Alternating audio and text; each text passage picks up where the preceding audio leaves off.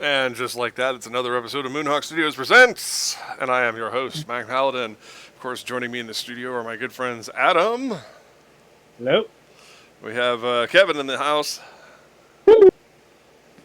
Petty fans kicking over something. Meow. And we have, of course, the Galax. Yes, you have a Galax. Of course, Kira W is still on vacation for at least this episode and possibly the next. But without too much further ado, let's get to the news. Adam, what's cooking? This week, being honest. This week is cooked? I mean, yeah. It's summer in Florida, so yeah. Yeah. Like, Nice. 90-degree days. 90-degree nights. Not that warm, but Yet. It's humid and muggy. It's the South. What you gonna do? yeah, it's the start of the rainy season. Yeah. Now, Hot and muggy, running with sunshine most of the day, and then about 3, 4, 5 o'clock, boom, shower thunderstorms pop up. Yep. yep. See, out here in Tucson, it's a dry hate. I mean, heat. You were right. It's only 88 degrees right now, according to the weather station. And yeah, that's about it from my end. All right, Kevin.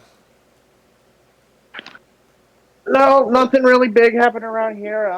I voted yesterday in the Georgia primary election. I still doing weekends at the AMC, and about 2 weeks from today, I will be on an airplane to Memphis, Tennessee for the Anime BluesCon weekend. So next week will be my last week here before I take a 1-week break to hang out for a weekend with some friends at an anime convention for the first time in my entire life. So I'm very much looking forward to that.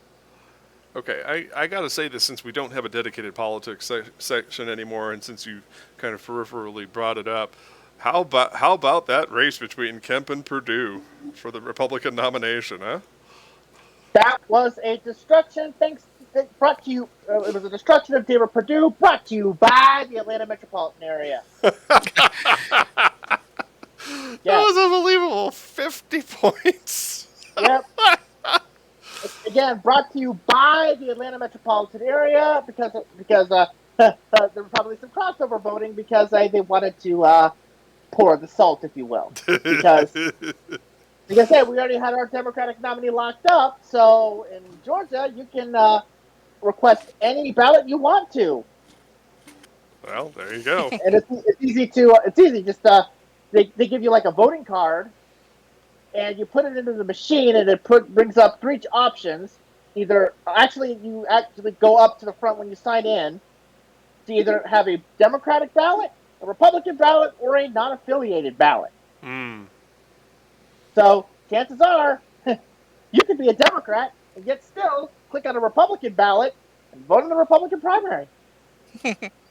Or the non-affiliated. I think they're talking about adding something like that in Maine, and I really hope they do, because I don't really want to join a party. Yeah. But I would like to vote in primaries. Yeah, in a primary election, you can do what you want to. Here, at least. So, yeah, keep that in mind when you see stuff out of this state, that some funky, funny business might be going on from Democrats who don't have anything competitive to deal with. So...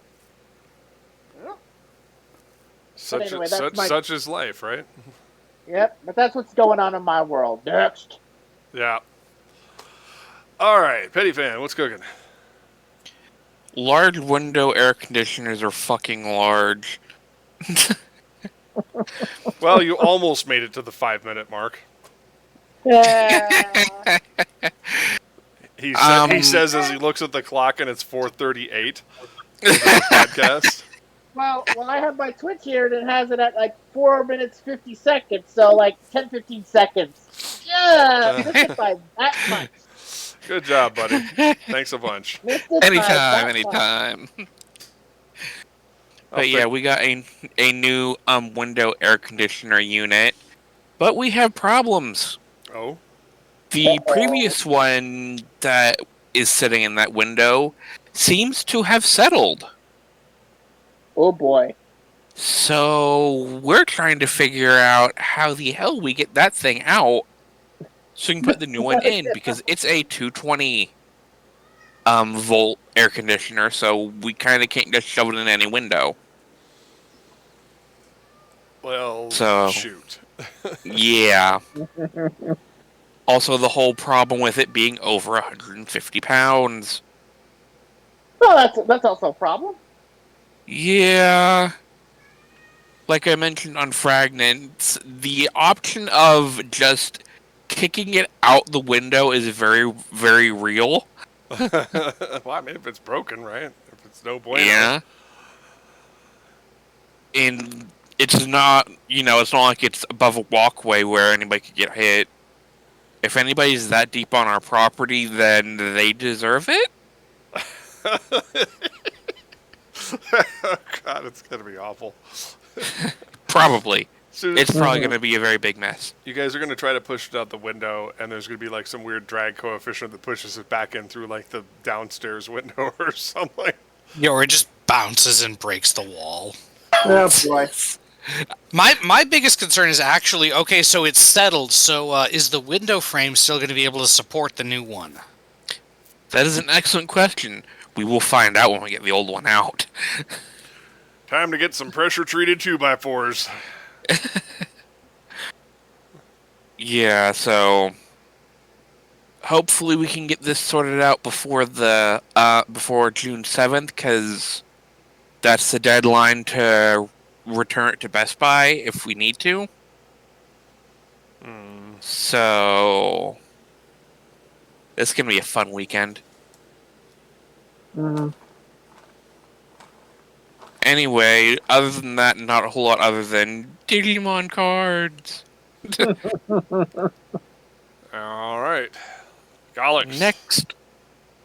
Well, my grandmother finally moved in with us.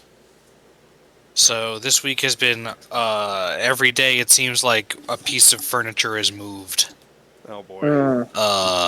Rearranging.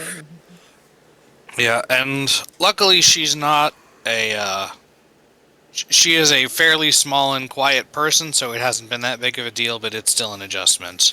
For example, the family is eating dinner earlier because old people eat early.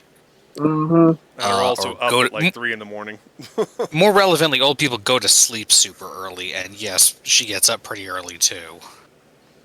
My grandmother used to just be laying there watching TV at like 4 in the morning. Mhm. Then she'd go So for a yeah, walk. that's happening. Not too much going on at work. We start summer hours this week, so that's nice. Yeah. So I'll be able to leave early on Fridays.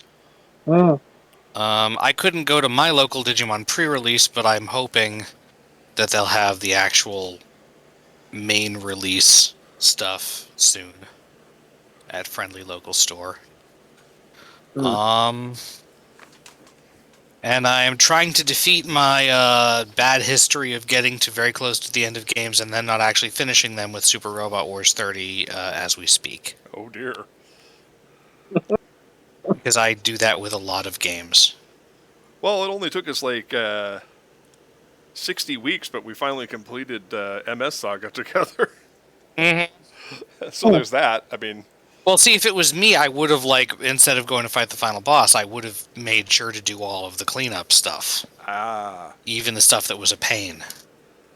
And then at some point, I would have gotten bored of doing that. you know, the min-maxing was starting to get to me. Yeah, well, I have more of a tolerance for looking at menus for a long time than I think you do. So I would have, if I had the game myself, have been able to do some of the rearranging stuff. But it's very hard to do by telephone, also. Yeah, well, there is that. And yeah, G Generation went better this week since we had actual characters that are important and units that didn't suck. Also starting to get the hang of who to prioritize because we hate them. Mhm. Always attack Char no matter what. It's usually a good idea. Yeah. He can cause trouble. Although the next stage, I believe we will get to the first reason to maybe not do that occasionally, which I doubt will actually come up. But Well, we just had we will discuss that when it comes up. right. Well, we had an opportunity to blow him up inside his own battleship. So I'm like, oh, they're going back inside while I'm vulnerable. Yeah, the AI had a weird thing where, like, yes, you can theoretically move your things faster if you put them back in the ship, but you lose that benefit if you do it, like, load everybody, move, deploy everybody, then the next turn load them without them attacking again. Yeah, So, it was really weird because the AI theoretically had me right where they wanted me.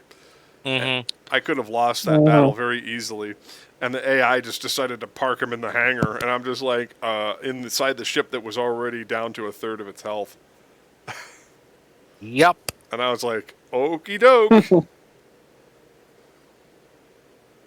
So yeah, it went better this week. Yeah, so we just dropped a bomb on him. Mm-hmm. I think that's about it. All right, what is going on with me? Kira and Kelly have new friends now, so I have to remember how to live by myself again. They're spending a lot of time away from the apartment, which wasn't the case before. So. Oh. Interesting. Mm-hmm.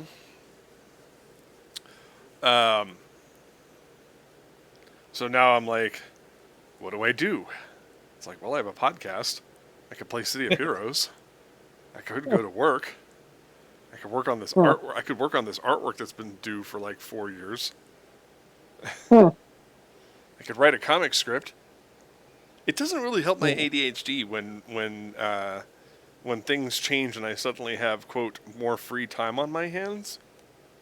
It doesn't really work out. Yeah. Because that's more time you feel like you should be filling with something. Well, it's like I already had 41 options of things to do, and now I have 47 things to do. 47 options of things to do, and plus the usual, my brain didn't want to start on that project issue. Mm-hmm. So that's one of the big issues facing me right now is what to do on my own. That's right, Doodles. So today I put all the dishes in the dishwasher and started it. I fixed the shelf that fell out of the cabinet in the backyard, dumping all of the contents onto the ground. Oh boy. That's right. I'm petting Doodles even as we speak. She's my little miniature lion. Sitting on my lap, clamoring for my attention. And what else did I do? I got a new gigabit switch for the other streaming machines. I rebuilt a chair this week, so I now have a new gaming chair. I found this one with the back broken off of it on the side of Palo Verde, and I said, what the hell, I'll see what I can do with it. I brought it home, and the base is sturdy. Bought a replacement wheel for the one that was missing. I'm still not entirely convinced that gaming chairs are better than just office chairs. I suppose it depends on which gaming chair it is. Now I had my heart set on this one gaming chair that actually had a retractable recliner. It actually had a retractable footrest and reclined so that way I could lie and tell everybody I'm doing my planking. Just stretch out. But yeah, it turns out I did some handiwork on this one, and it has a wider base for my ginormous ass. Whoever broke this chair did it in the most impressive way imaginable. This chair was originally rated from the factory for 360 pounds. Mm-hmm. And it is marketed as a wide person chair. And somehow they managed to actually physically break the entire frame of the back loose from the brackets. In other words, there is a sort of rectangular shaped piece shoved inside the back of this chair that has two heavy duty welded plates on it that have bolt holes in it that attach it to the brackets. And on the right hand side, they just completely snap the damn thing in two places completely off. And that was the side that controls the recliner. So I built a rectangular shaped back piece with a vertical support because I'm quite good with woodworking. Metallurgy, not really my scene. Mechanical engineering, Electronics and woodworking. That's my two areas of expertise. And it's like, and a lot of people have asked me, well, why don't you like build custom PC cases out of wood and stuff like that? And I'm like, well, that's like work. Yeah, that's a job. Yeah. Yeah, that's like work and stuff, and I just don't have time for that. So I rebuilt this chair. And it is probably sturdier than it was from the original factory.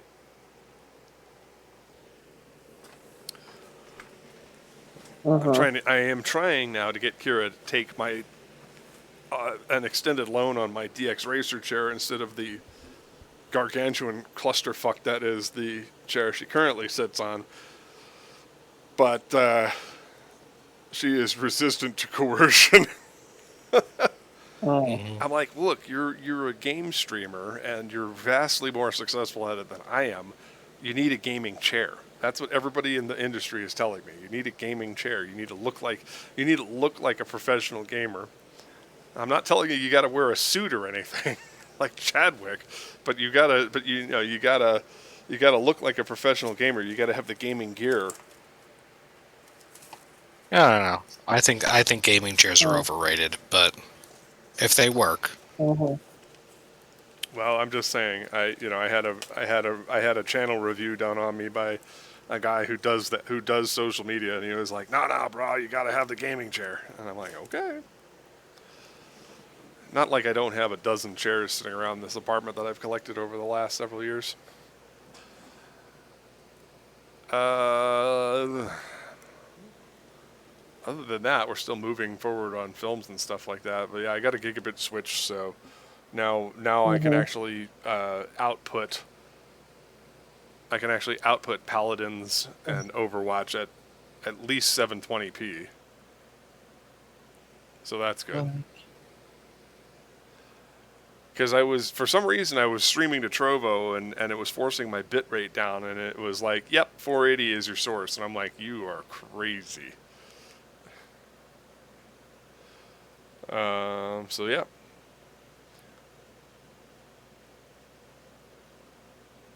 Okay. Well, anyway, that's it for the news. My mind is kind of wandering into the weeds here, so. Yeah. I feel my mind going. Dave. I think it's a terrible thing to waste. It's a terrible thing to lose one's mind. Yeah. Anyway. Terrible thing not to have. Yes. Anyhow. More of our imports are coming from overseas. And the call is coming from inside the house. Okay, the imports one is plausible. I don't want to get started on that. That resulted in a few blocks on Twitter. Anyway. All right. Without too much further ado, we've got some very interesting guests on the program tonight. We have Rob and Alex of Surreal Resolution. They have the musical podcast Decibel Boost and the anime-themed podcast Ona. Guys, welcome to the show. Happy to be here. This is the first time I've ever been called interesting by anyone ever, so thank you.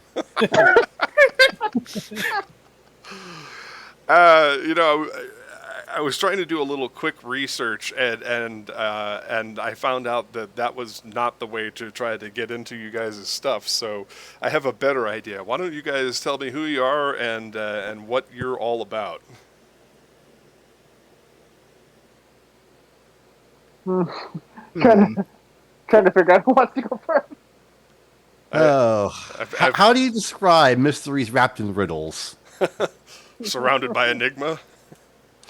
The inner machinations of my mind.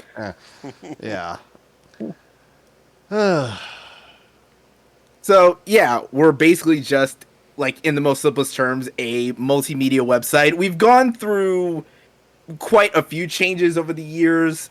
At this point, like, as everything stands now, our primary focus is, mainly music and anime content, both in our podcast and even in written form on occasion. Mm-hmm. Mm-hmm.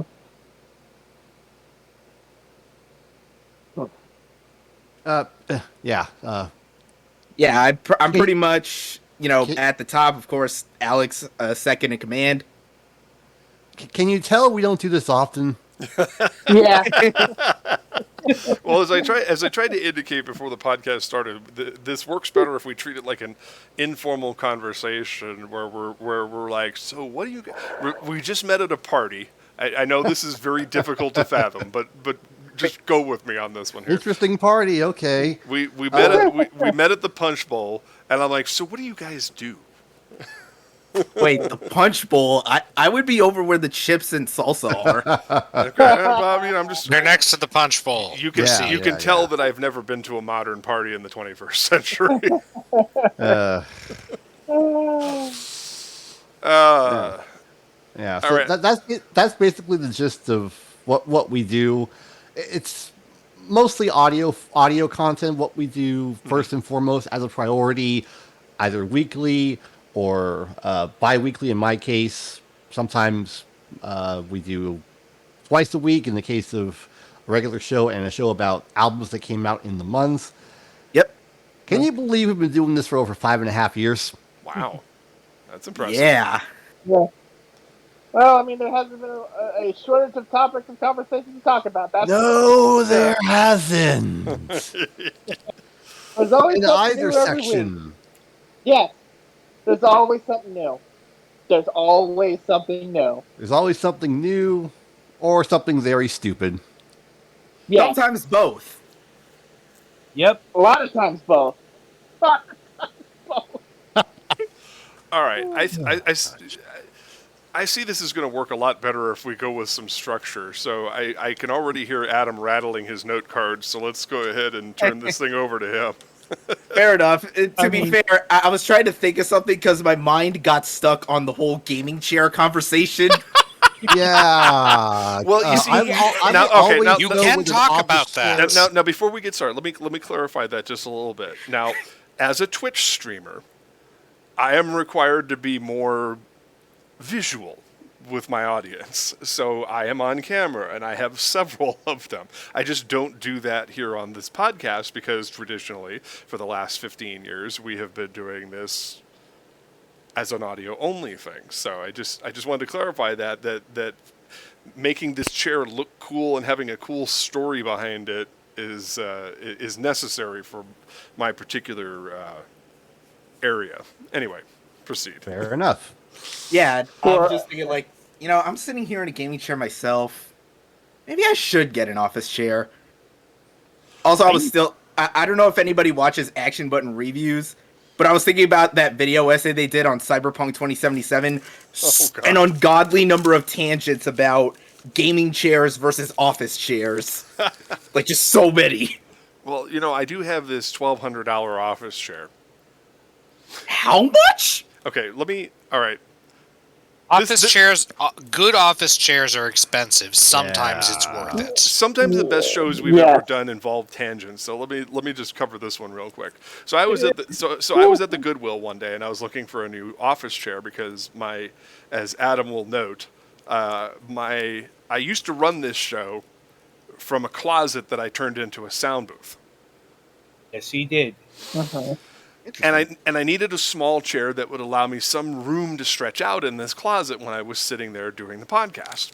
And so I found this chair, this burgundy chair with a black back. Didn't look like much, but it was super heavy. And it had like 4 stems on the bottom for different types of adjustment. You could tilt it, you could lower the back, you could raise it, you could change the lumbar cushion position. It had all these different controls on it, and they had it priced out at like $40, and so I brought it home.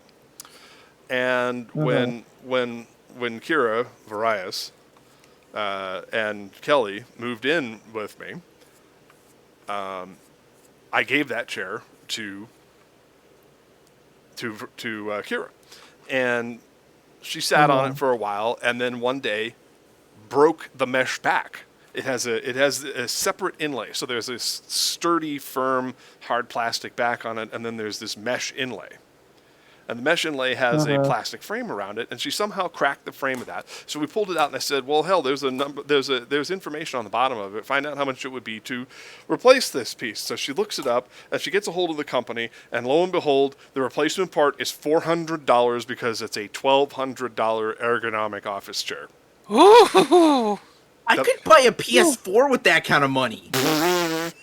Or I guess a discless PS5. Furniture is another one of those things where the Vimes boot theory sometimes applies, where they do sometimes make really expensive ones that are worth it because they're much more durable and effective. On the other hand, sometimes they're junk. Okay, well here's the hilarious part, so I can sum this up. The hilarious part is it now sits at my kitchen table.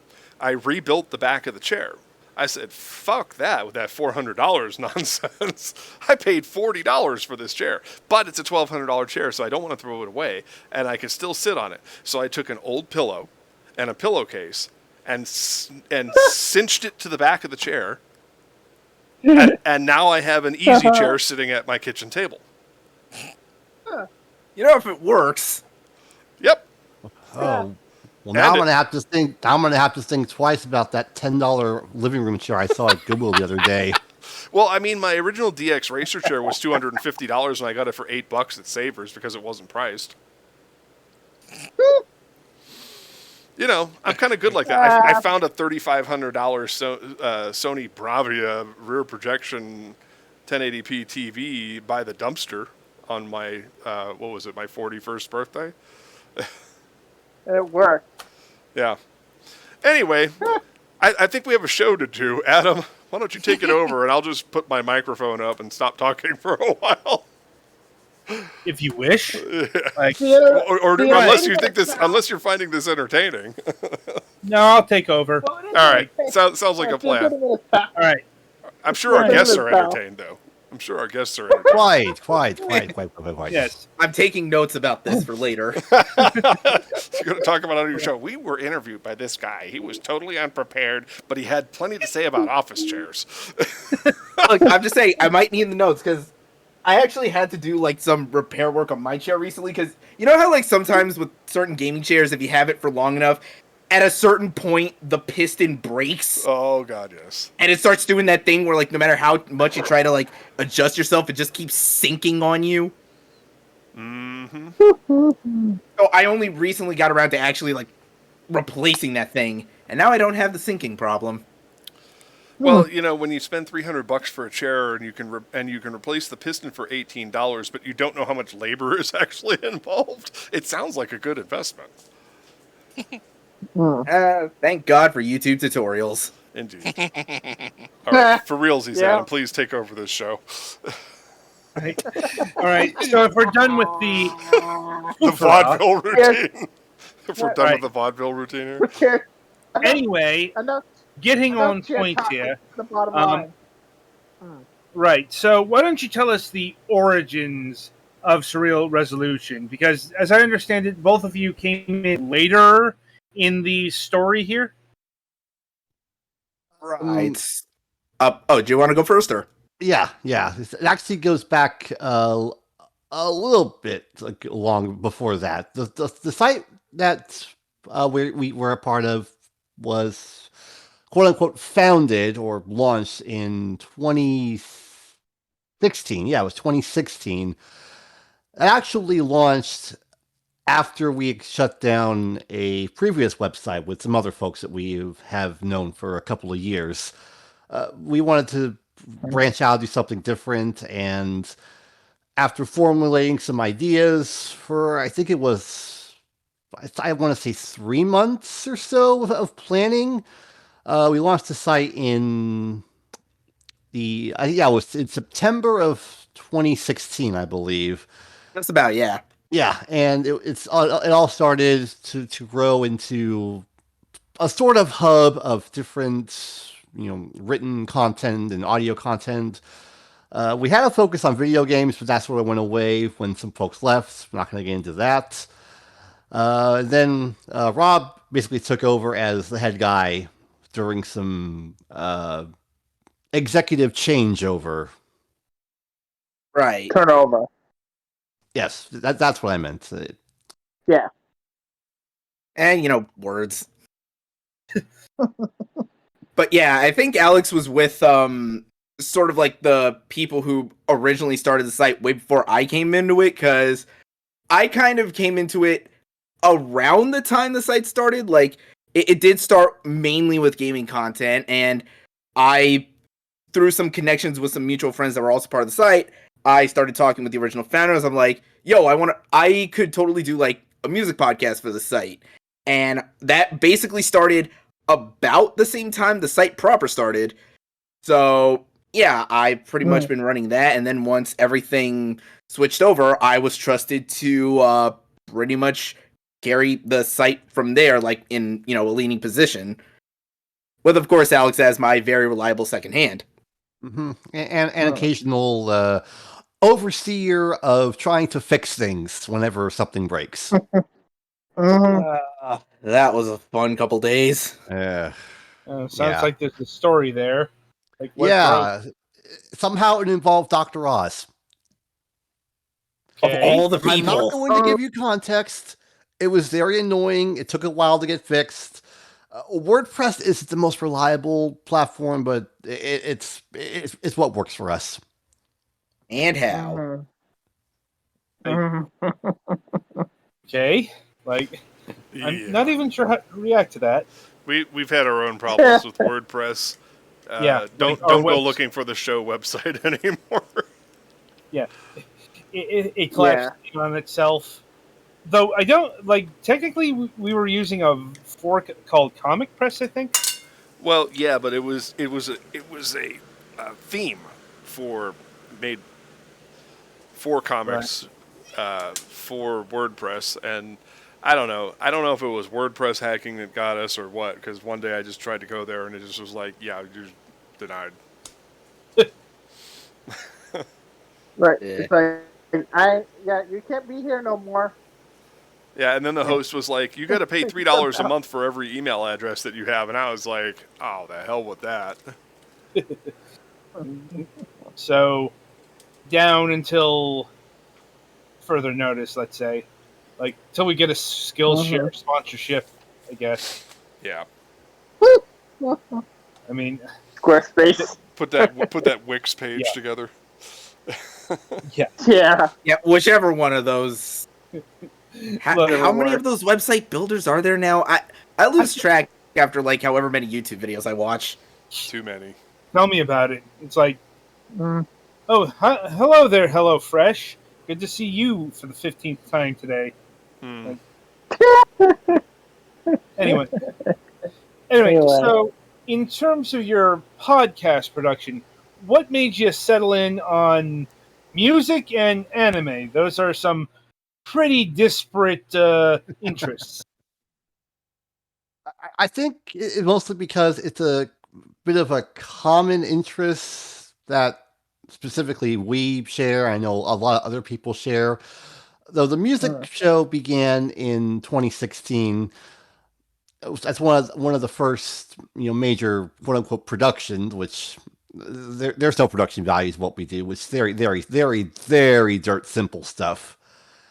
As for the anime side of things, that was an idea I had floating around for a while. Just mentioning around, hey, why don't I present you all this idea? So that led to a couple weeks of brainstorming, trying to ask around, hey, do you want to be part of the show? And I managed to find some folks from other platforms to join in on my shenanigans that usually go anywhere from 3 to 4 hours on a given week.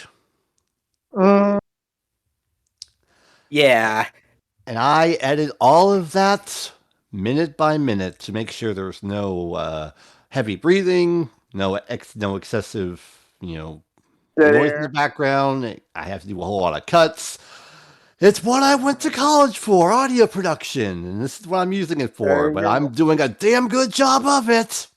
I'm having flashbacks to my high school theater days. Help.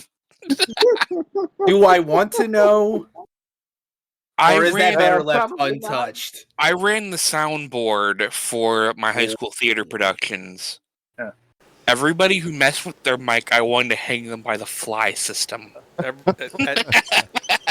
At least you didn't have music machine like my high school.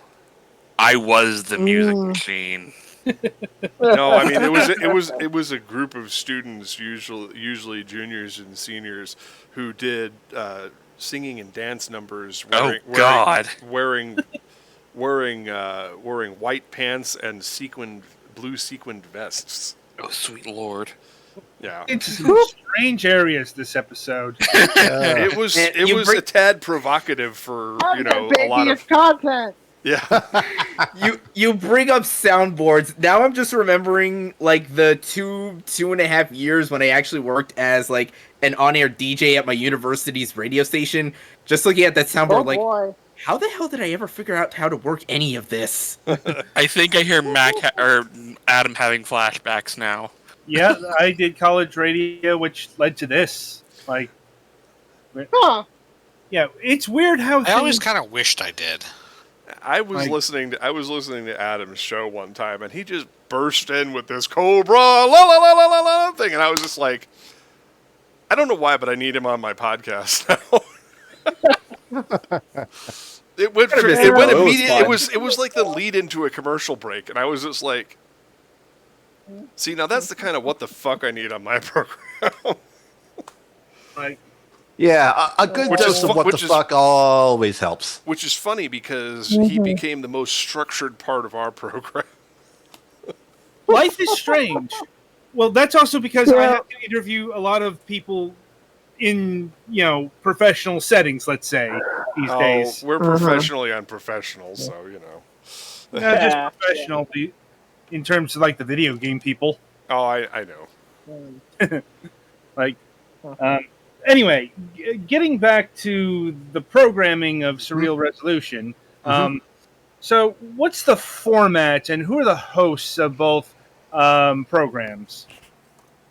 I can start this one, at least for Decibel Boost. Yeah. So, for Decibel Boost, I am the main host and the editor for the show. Alex is one of the co-hosts. And then there's the third host of the show, our friend Mark. Sorry. I think I might have just sneezed into my mic, and I was trying to mute myself, but I might have already been muted. Sorry. You're fine. But it's me, Alex, Mark, the three of us. So usually the way our show is formatted, it's pretty simple. Like, we'll have just like our usual intro with some. I forget when exactly I started doing this, but our intro usually just has us like, hey, we're your host, and insert random non sequiturs here. I honestly forget why I picked that up as a habit. It's just became a thing. Then we have our kind of intro formalities, kind of like this show, like, hey, how's your week been going? How's your week been going? Here's all this BS, or, it was alright, I guess, or... And then usually the show is kind of like split into sort of two halves from there. In the first half, it's usually discussing any like actual new song releases, like just a brief gauntlet of reviews of stuff that we found interesting, or stuff that we kind of feel obligated to talk about because got to optimize that search, baby. and then the back half is usually like more just broader news discussions about any topics of note, whether it be something like, festival announcements, or hey, here's some dumb weird BS that's happening. Yeah, speaking of optimizations, I've actually been starting to use a program called vidIQ to kind of sort the information that goes over to YouTube. So before I upload any more podcasts, I'm starting to use that. It's very pertinent to the future of the show. Anywho. Yeah. So yeah, it's kind of a pretty lean show, decibel boost at least. Like compared to what Alex said, those shows going on at least 2 hours usually. Ours is usually about like 45 minutes, hour, depending on whether it's a really busy week or not.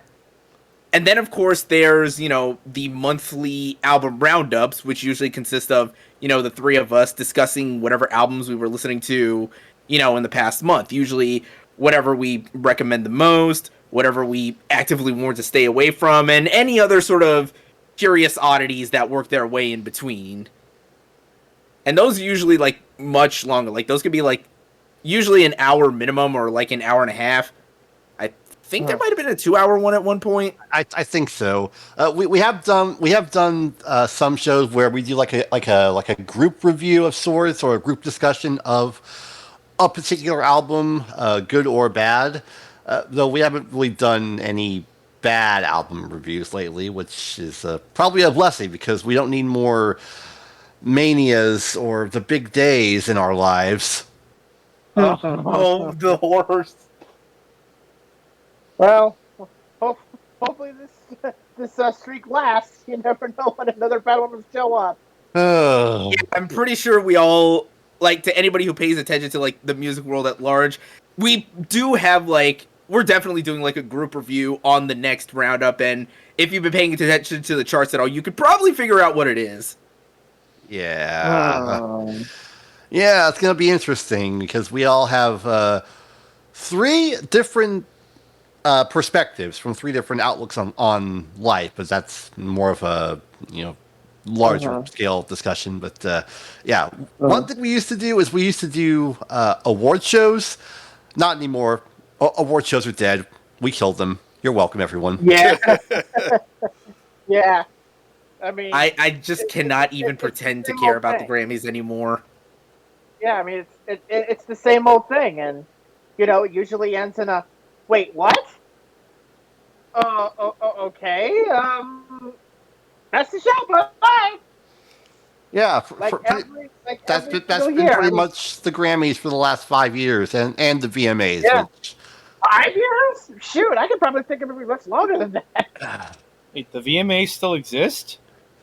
Yeah. Apparently. And they're on 15 channels. Yeah. At the same goddamn time. Yep. They're not the MTV Video Music Awards anymore. They're the Paramount Video Music Award. On the networks that used to mean something, but now are destroyed by Mr. Chris McCarthy. Oh, Chris McCarthy. What a guy. You could have made MTV Classic worthwhile, but no, now it's just an automated robot channel. But see, the guy who wanted to make it something, he was booted out because he wasn't doing it fast enough. So they booted him out, and they brought in the guy that, made a logo into TV Land 2. And, now he's made VH1 and MTV relevant. So, there you go. So they claimed it's relevant. More relevant? What was that? I'm saying, you meant more relevant, right? Yes, I meant more. I meant more. Trust me, I meant more. Oh, goodness gracious. Oh, boy. Yeah. I mean, we could have a whole hour talking about Oh, my gosh. Yeah. Oh, boy. Yeah, so that's what goes on with that show. For my show, which is actually called Podcast ONA, which is the most unimaginative name in the world. Thank you for noticing. But it's catchy enough to sort of mess with search algorithms, because you have the Podcast One network of shows. One little typo can make a difference. Yeah. So for that show, Yeah, I also quote unquote hosted, as in I just sort of introduce topics and sit back while everyone else talks, usually at length. It's a very similar format to Decibel Boost. We have an intro, welcome listener, so and so. Then we do like a 5 minute or so opening diatribe. It's a show hosted by me along with a couple folks that I know. My friends Andrew and Jairus from the Dub Talk podcast, and my friend Joe, who's a bit of a YouTube archivist of sorts. Yeah, we all have a whole lot of fun, usually discussing, news items, upcoming show announcements, weird stuff, as in, can you believe this stuff here? This sure does look dumb. And we do like a good roundup of upcoming home video releases, as anime is probably one of the last major thriving home video markets. For how long that'll last, we don't know, because there have been some corporate shifts over the last several years that we're still trying to figure out. Lost track of who owns what like 5 mergers ago. Yeah, and because these shows tend to go very long, I tried at first to sort of have a 90-minute cutoff, but at somewhere along the way that just sort of vanished. Now it's a miracle if these shows are under 2 hours. Sometimes they go 3 hours, especially when we do seasonal rundown shows where we give brief thoughts on most of the shows of the seasonal simulcast runs on all the websites and platforms. Those go at usually at least 3 hours. Sometimes I have to split them up into 2 halves. And because these shows are so long, it is a bi-weekly show every 2 weeks. Mostly because my work schedule will not allow me to do that much audio editing. Yeah, I just can't do it. So we have to usually wait to build up to more stuff coming out, because we all have different schedules. We all have different obligations, and we just sort of go from there. I am also shameless in my usage of music and YouTube clips in my shows, because honestly, Spotify does not pay royalties worth a fuck, so who cares? But I do have original music that I use for the opening and ending that I just sort of cobble together using the Logic Pro Apple Loops library, which is amazing. I need to make more music. I need to find time for that. But yeah, if you like super lengthy discussions on anime and anime-related topics, go drive for a couple hours and put us on. You'll laugh. You'll be a little confused, and then sometimes something really dumb will happen, and you'll laugh again. I don't know why I'm talking like it's an elevator pitch, but yeah. I mean, that works. Yeah, I mean, hey, anything to promote it, Yeah. gets the idea across. Yeah. And yeah, there's things I can ask on both sides here. Going back to Decibel Boost, how do you approach an album for a review? Well, the way I tend to, like a group discussion, or like, say on like an individual to individual basis? Because like the way we usually have our episode structured is like, yeah, each of us will kind of like speak individually about whatever we've been listening to, and Alex, myself, and Mark, we kind of have like, I guess, our own different approaches to how we talk about these things. So at least speaking for myself, the way I kind of organize my thoughts is, well, usually I'll be looking over what I actually did listen to, and I'll have it sorted out like, these are kind of into 3 pieces. My absolute top favorites of like the past month, which are usually the ones that I'll kind of go more in depth on if I think there's a lot of interesting stuff to say. There's kind of like a quicker section where I kind of just give like a couple sentences on this or that album that maybe I liked, maybe I thought it was but I don't have much to say about it. And then usually kind of the lowlights section, the why did I listen to this? You know, no one made me listen to this album except for myself. But at least I get to, you know, complain on the internet, and people seem to like that for some reason. People love it when there are angry reviews about AJR. That is a definitive fact. Why did I listen to that album? I think that might be the saltiest I've ever been listening to any record and talking about it on the podcast. Yeah. And no, go ahead. Yeah, I can say that, speaking in terms of my approach, I am very selective, aka picky, with what I like, which is not a lot. I also don't have all the time in the world to really do deep, focused listening, so I just sort of pick and choose based on my, preferred, genre tastes. I just sort of give very brief overall thoughts. If it's an album I really like, I'll go a lot deeper. But if it's an album that I just sort of think is, then I'll just give a very brief go around. I found that my limit for what I can really talk about in any given month is about 6 albums, which is to me that's a good number to get enough detail in for how I approach everything, which is much more matter of fact, if that makes sense. Okay. And you mentioned genres of music, and I think that's a good question to land on. What do you have a specific genre that you focus on, or is it like all the Hot 100 stuff? Oh, no. We are not Billboard Breakdown. No way. No. I mean, the thing is, like, if by any chance there's an artist we like that by sheer coincidence happens to be a Billboard like chart topper, then maybe like the obvious examples, like us on the podcast, we are fans of Billie Eilish and Lil Nas X. This will probably shock absolutely no one. We think they're pretty cool and stuff.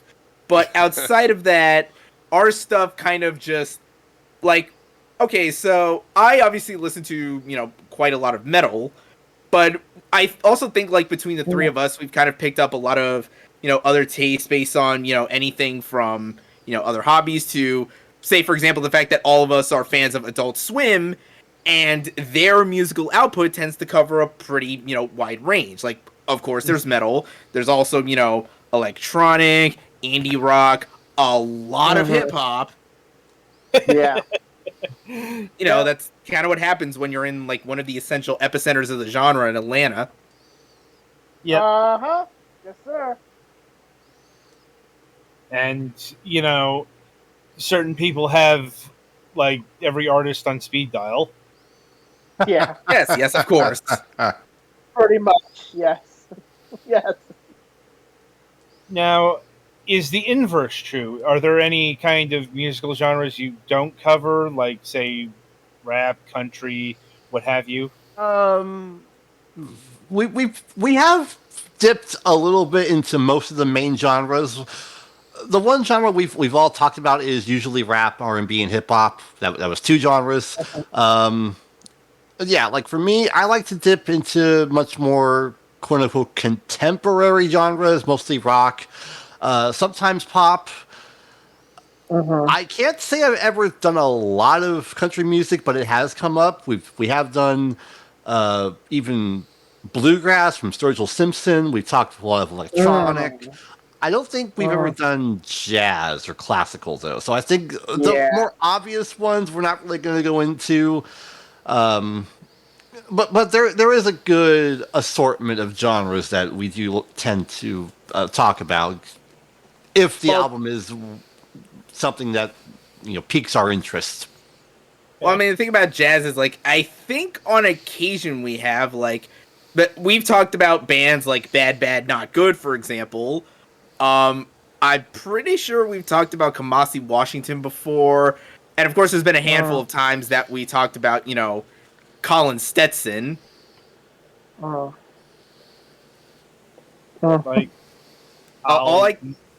Sorry, go ahead. Yeah, I'll nod in that direction. Yeah, I pretty. The only thing I can think of for sure is like, yeah, classical and not an overwhelming amount of country. That's pretty much about it. Like, Yeah. at least speaking for myself, the way I think about it, like, I have genres that I tend to, be more attracted to, but I think of myself more as an artist's guy than a genre guy. Like, more so, here are the music artists I tend to really be into, more so than here's the broad genre labels that always catch my attention. Yeah. And in terms of the more weekly discussions, no, we don't really go through what's on like the Hot 100. We don't do a lot of chart diving, mostly because a lot of the songs on the Hot 100 have not left in over 9 to 10 months, and B, it's not really that interesting. We like to really focus in on what a lot of websites and publications are talking about. Sites like Pitchfork, Stereogum, Metal Injection, even stuff we'll find on like Rolling Stone. We do tend to focus more on quote unquote lesser known acts for what we go through, but we do tend to pick up songs from bigger names every now and then. Usually like maybe one or two on a given week. Like, do you subscribe to any dedicated music channels?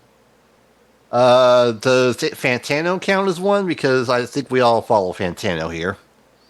The best teeth in the game. What is that game? I don't know, but he has the best teeth in it. Sure, but, yeah. Not? But yeah, as far as like YouTube stuff, like for example, yeah, pretty much Anthony Fantano. Also guys like, Crash Thompson and Rock Reviews. I'm pretty sure I don't follow him often, but I think Alex at least follows Spectrum Pulse, right? Uh-huh. In terms of music, is it like new stuff, or do you ever go back into the past? It's always a focus on new and upcoming music. Usually newly announced singles, whether they're just, one-offs or for an upcoming album. Fair enough. And so switching over to the podcast ONA side of things, how do you break down a season? Well, what I originally did, back when I was very, very stupid, was everything was split by who had what. So which platform had what. Now that doesn't really matter anymore. So, and yeah, because, there are only like 3 companies standing. And mostly because there is a gigantic overexposure assortment of typical fantasy isekai shows. Oh God, make it stop. Yes, please make it stop. It was in the best interest to sort of split everything up into general interest level. We're going to spend most of our time talking about the really good shows. And if we have to, we'll say 1 or 2 things about the rest of the bulk, which sometimes isn't a whole lot. Other times we'll spend 10 minutes talking about a really bad show just because nobody wants to shut up about it. Like, the last show we did was not too long ago. That was 3.5 hours. The bulk of the shows we liked was about 10 shows. That took up about an hour 45 of that discussion, which meant, we had more to say about, those shows specifically. And the rest, usually just an array of, sequels, what the hell are these shows kind of shows, and what I call the everything else pile, which is the bulk of the shows that nobody's going to remember in 6 months. Yeah. Not too dissimilar to how we do it when we do the seasonal breakdowns. Like, we don't spend 3 hours on it. Like, yeah, for me though, when it's usually involving 5 or 6 people, everyone needs to have a chance to talk, and Well, this is why I have plenty of water with me, because I never know how long these shows are going to go. Always a good hand. And, like, for example, what did you all think of this season? You say it like that. I don't think we've ever really done a giant array. What is this season like? Kind of discussion outside of, hey, this season looks big or this season looks It's kind of hard to really pin down how a giant assortment can be averaged out. If that makes any sense. There are ways to do it. Like, one way I've seen is, retention. Like the overviewing a season by what shows you kept watching and shows you dropped. That thing that Netflix lives and dies by, yeah. We'll get to them in due time. But yeah, that's like how AnyFem does it, for example. Huh. But yeah, like, are there any particular shows that take up a lot of time? Like, or are you like, for example, are you following the Chronicles of One Piece weekly? That kind of thing. No. That's not really long runners never a focus. It's always what's premiering in the season or what's continuing from just the season prior. And usually, if there is a sequel that's returning after a year or so, or a month or a couple months or so, then we'll mention that. But in terms of like super long runners, yeah, there's no way we could ever do anything like that. It's usually just singled off into one show per quarter, and we just go from there. And we'll just say, hey, and what did y'all think of this? Usually when a really big show ends. And we'll usually spend, I don't know, 7, 8, 10 minutes discussing it. It's happened a couple of times. Like, I can imagine there's a lot of shows. Oh, there's a few shows this season that probably primed and ripe for discussion for various reasons. Like, Spy Family. That seems to be the it show for the season. And yeah, discussions. It's always very dependent on several factors. Usually depends on the show, depends on the reception, depends on who has the most to say about the show or the reception. It's all very.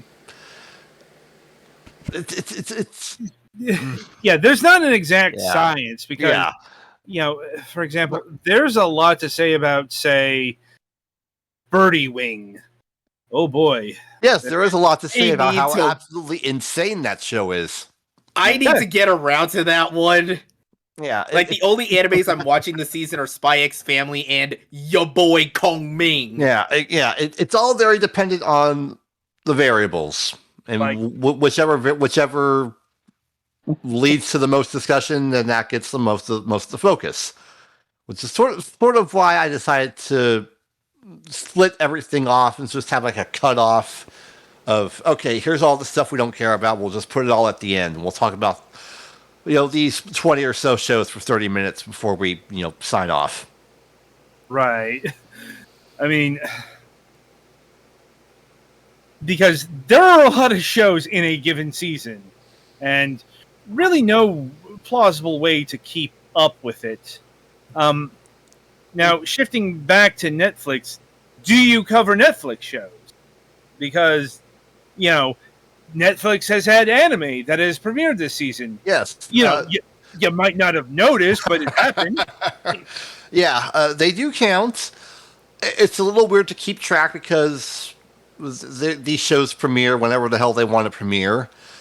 Usually, if it's by the time we record, they will be part of the discussion because they are a company who has rights to some of these shows, so we got to talk about it. Like, yeah, they have We Can't Communicate, they have Tiger and Bunny, they have Vampire in the Garden. We'll talk about those. We can talk about them here because we're at that quote-unquote cutoff.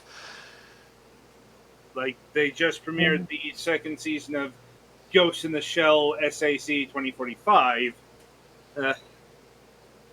Like, you know, Yeah. so. Yeah. So long as it's available here, by the time we record, we'll talk about it. So, sorry, Disney. Better luck next time. Well, nobody knows when those shows are showing Apparently, up. one of those shows is up on Disney Plus in Australia. Good luck trying to VPN your way through that.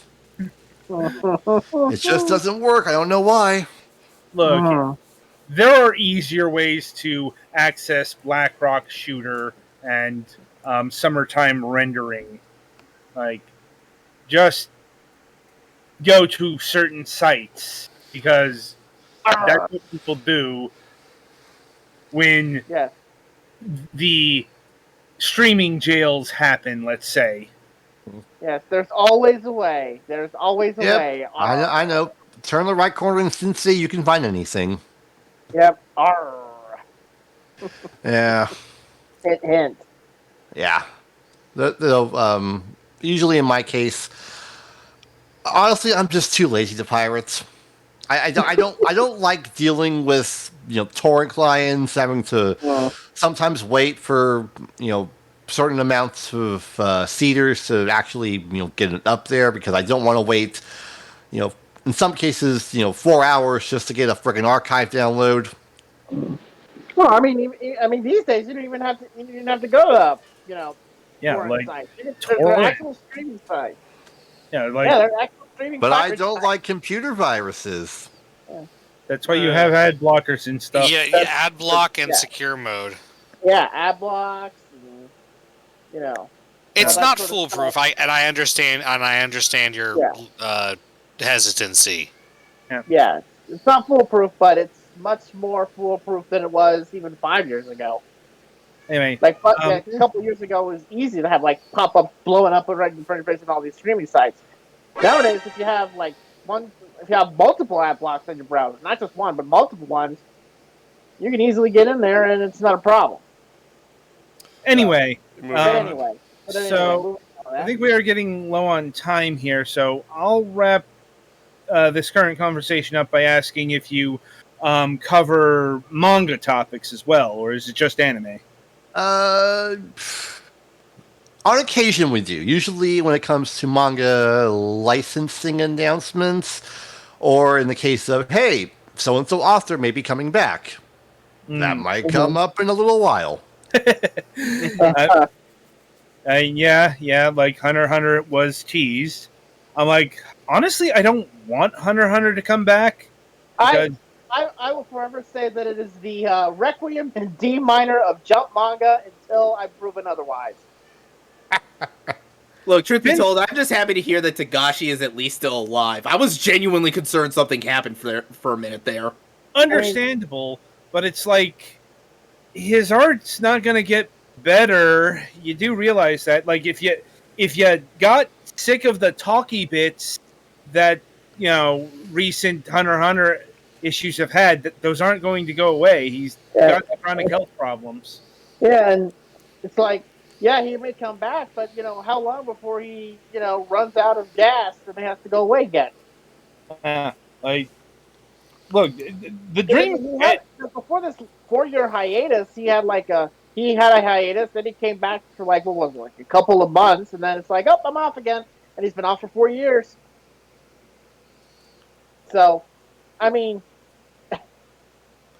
this is either going to be rushed to completion, and it's going to make everybody upset and disappointed, or it's going to be left unfinished until Togashi dies without it being finished. That's the only two ways it feels like this is going to end. But anyway.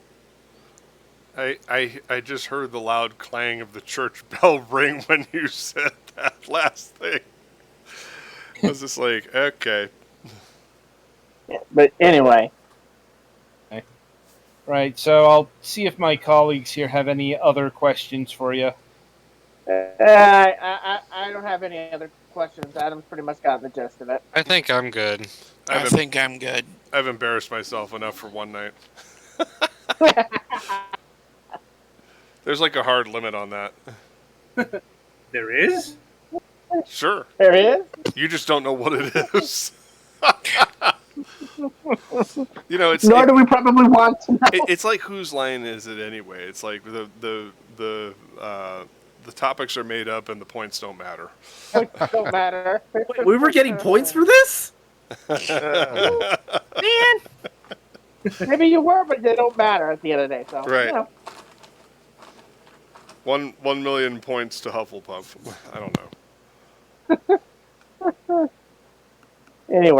Anyway, so I guess that is our cue to shift over to the entertainment file. Yep. Now, before we officially do that, of course, I want to thank our guests, Rob and Alex, for being on the show. You guys are welcome to continue participating with the entertainment segment if it suits your interests.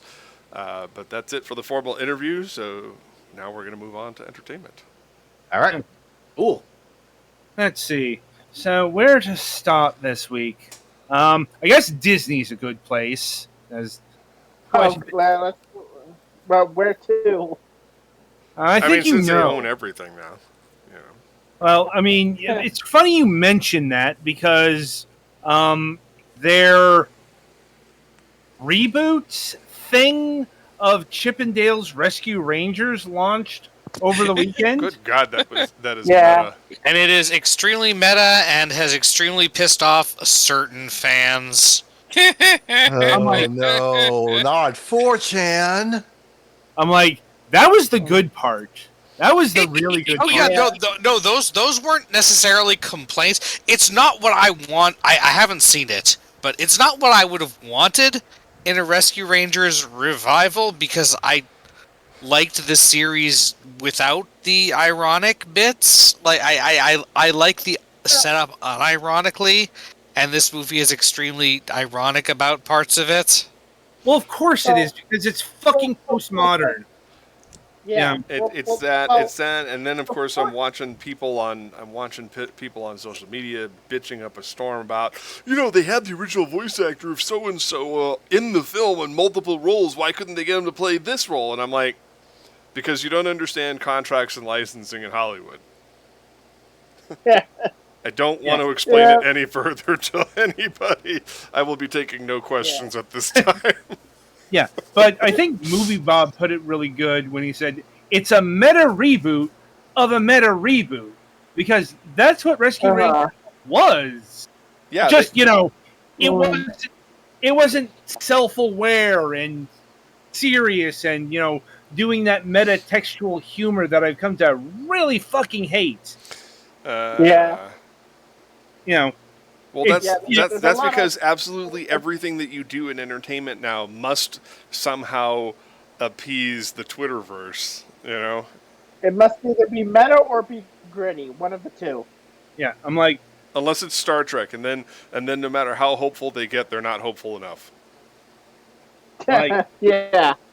Where's that hope for the future? It's like the fact that they're even writing a show that takes place in the future of today where humans are still alive and exploring the galaxy is pretty damn hopeful. Sorry, didn't mean to go dark there. Yeah. Anyway. Continue. Duly noted. Yeah, anyway. So, in terms of the controversies, well, there's the really silly, but I don't know how much I can talk about that without getting into spoilers. Because how do I put this? You're worried about spoiling something that is that meta. Yeah, Surprised. it's I think it's been out long enough, and the people who wanted to see this. Also, I'll take any viewers at this point. If you want to, and frankly, it's like, I think in terms of the controversies involving this movie, I think everybody, even those who haven't watched the film as a whole, knows about what they are. Like, even if you haven't watched the full film, you've heard about this film, but you've heard about what the exact controversies at play are. So, it's not like you're spoiling anybody. Okay, I'd say the controversy that people did hear about is the Peter Pan thing. Yeah, I think they've heard about the other one of big discussion. I don't think the gadgets thing was got that much play. Like certainly not compared to say Ugly Sonic showing up. Oh, Yes. Oh dear God. Yeah, like apparently the original Sonic CGI model from the movies has a name now, and it's Ugly Sonic. It wasn't the actual same model; they remade it, but yeah. Like that is what they were going for, and yeah, it does still look hauntingly ugly. Look, I'm just saying that the people outing themselves as not so secretly desiring relations with Gadget.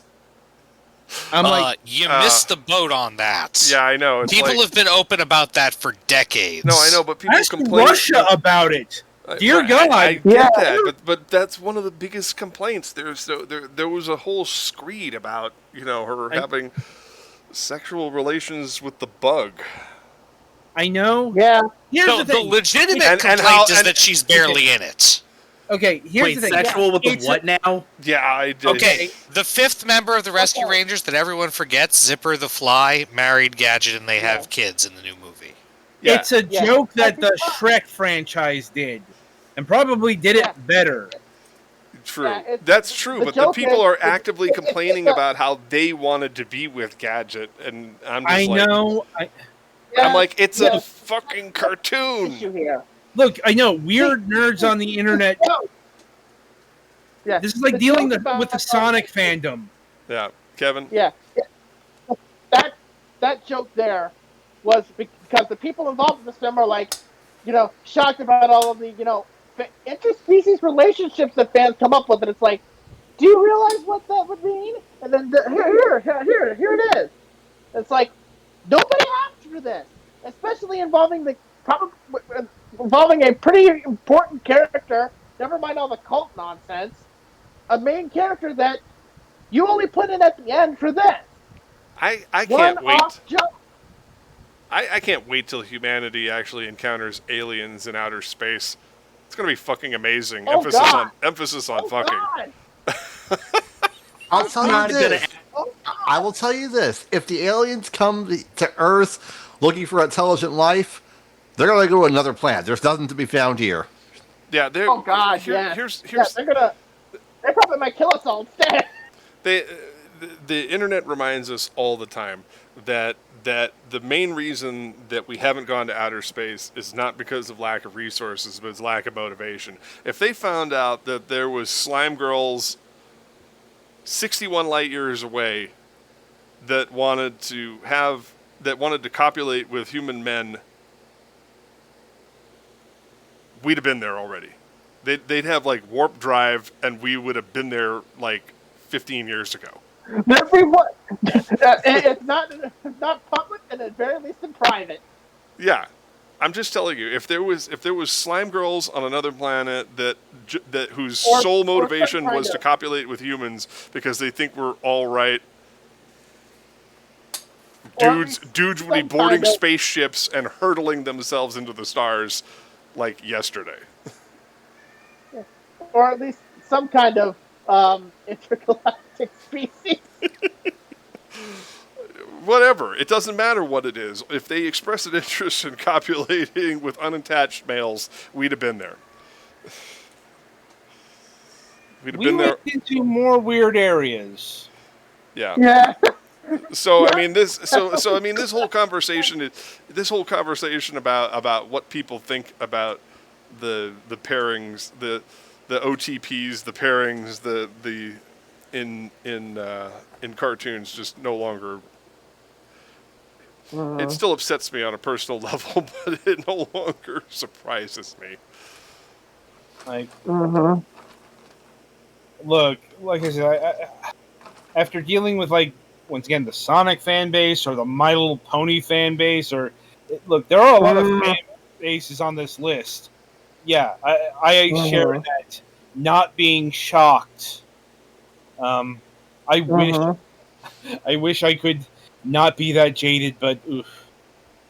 Like, so with that in mind, I think let us flip the coin on the whole shipping conversation to, well, the ultra positive. At least, Okay. That would be a first. well, yes, it would, because over the weekend, Disney had its not first gay kiss, but I'd say the first main character gay kiss. Like, In a kid's cartoon. yes, because the Owl House had that this past Saturday. Well, they figured they're going out, so they may as well go firing all thrusters. They do have a third season, just a very short one. Yeah, it's 3 specials, but still, This is probably part of why they only have a very short third season.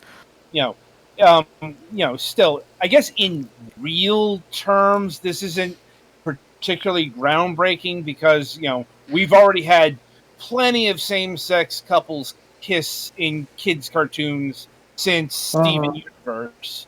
But what's important here is that it's Disney. And, keep in mind, this is coming in after the whole "don't say gay" controversy. Like, so this is them basically putting their foot to the pedal. And I know people are making the argument that it's television, it's such and such and such, but I'm like, on that note, did you know that Doctor Strange 2 is banned in countries like China and Saudi Arabia because of gay content? It's your typical 12 seconds of, mentioned a gay character here kind, but to Disney's actual credit here, they said, no, we're not going to cut that this time. Look, it's not great. I mean, they're missing out on what, $12 million by not releasing it in China. I mean, in the context of the movie, it's a very fleeting scene. It's like, really? Like, in this day and age, we're still dealing with people who are. Well, the thing is, we're still dealing with the governments that are. We're dealing with authoritarian governments that don't like this content. That's the difference. So if they say it's not entering the country, it's not entering the country, at least officially. And like I said, though going back to the Owl House, like, this is actual representation here done well. I'm like, believe me, the fan base has been very happy that this occurred. Like, and it's not like it's all at once either. They've been girlfriends for like half the season. So it's not just that. It's they've been able to showcase affection throughout the season as well. Like, they hugged, they kissed on the cheek. This is the culmination of that. Like, adding to the list of banned terms, sex and kiss. Good job, Twitch. Sorry about that, Uncola, man. I don't do shout outs to the chat as much. We talk more in the background while we're doing these podcasts. But some of our regulars here get the shaft whenever Twitch decides to be twitchy. I see what you did there. And anyway, the overall point of bringing this up is, the Owl House is doing representation right, and Disney has gotten behind it. Like, they didn't have any fucking warnings. They didn't have any they didn't have any hype behind it. It just happened. Which is kind of the way people want it to transpire these days. So, I will, I will give the actual kudos where it's warranted, and it's warranted in this point. At this stage, and moving from Disney here. So we promised to talk about this last week because this week because there was so much happening last week we couldn't get to it then. But that is the continued troubles of Netflix, because the fallout from their earnings report has been bad. Not just in terms of their stock lost a shit ton of value, and I know there are people who are saying, but tech stocks are down across the board and or overvalued.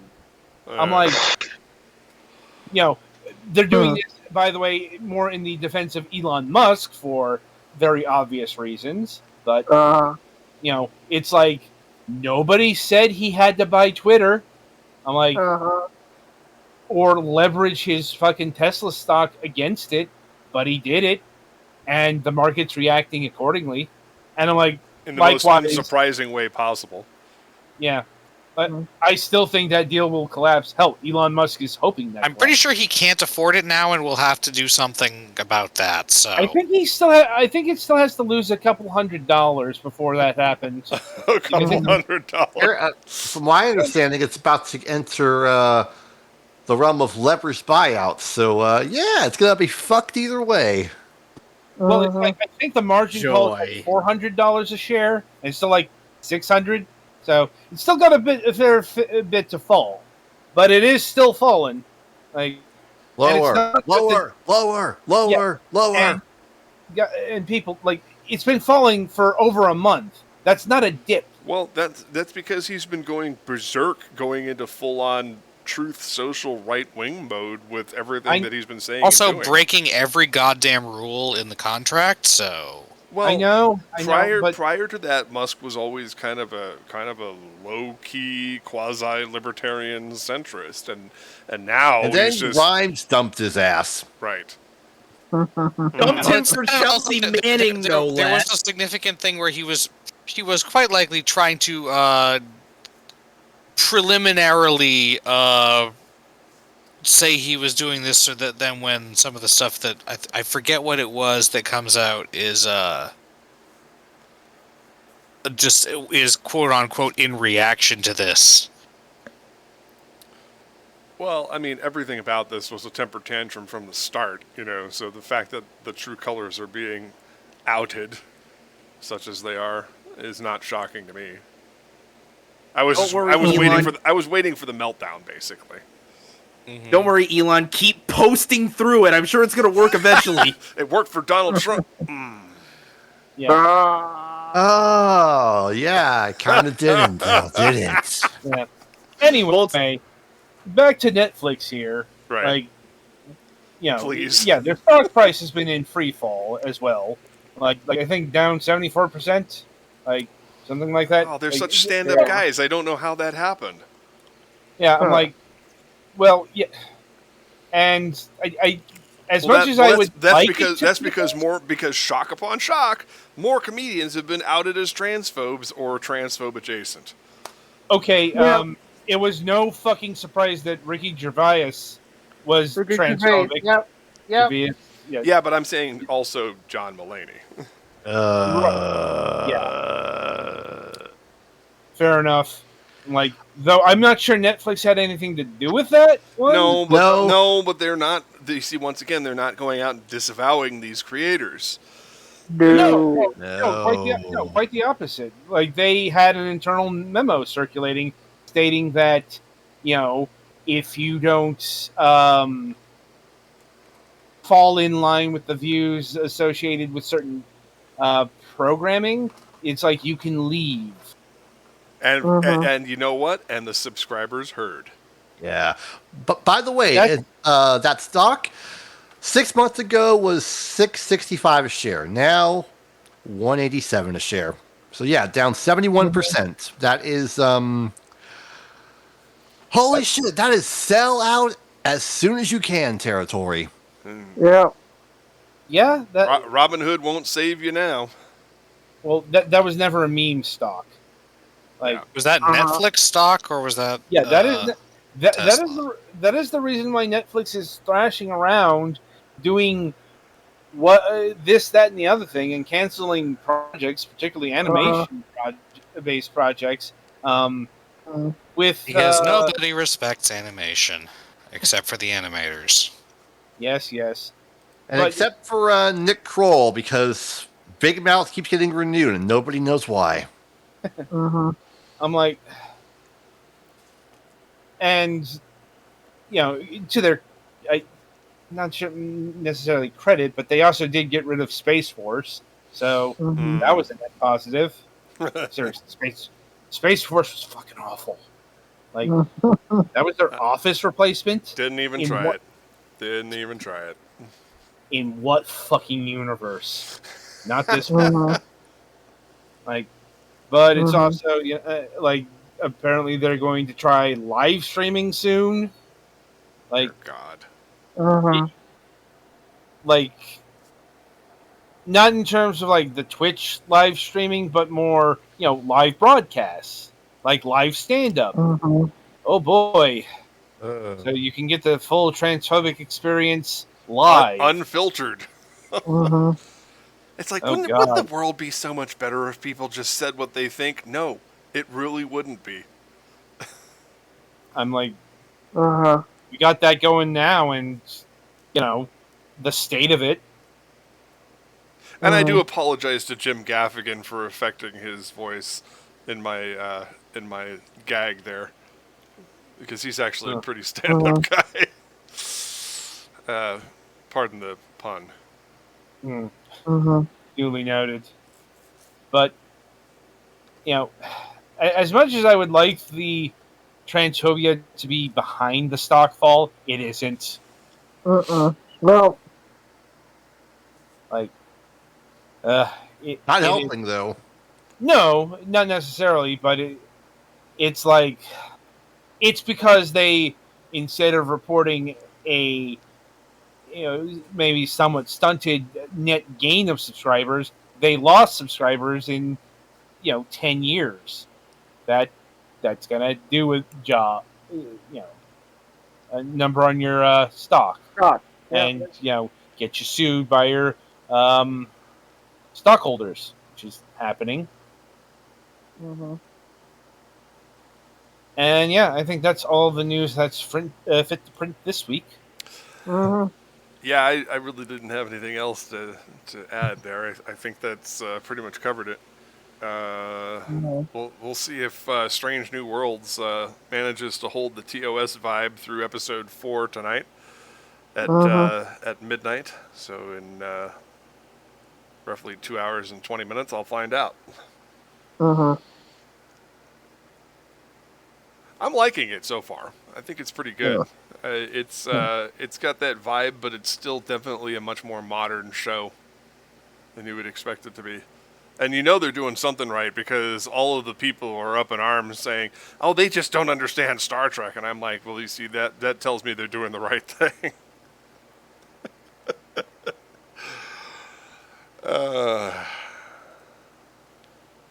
Most of the people who utter that phrase don't know the first thing about Star Trek to begin with.